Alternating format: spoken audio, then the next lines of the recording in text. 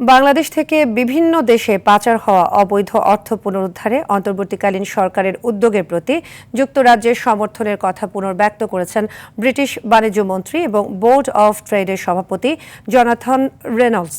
বুধবার ব্রিটিশ পার্লামেন্টে বাংলাদেশের অন্তর্বর্তীকালীন সরকারের প্রধান উপদেষ্টা অধ্যাপক মোহাম্মদ ইউনূসের সঙ্গে সাক্ষাৎ করে তিনি একথা জানান।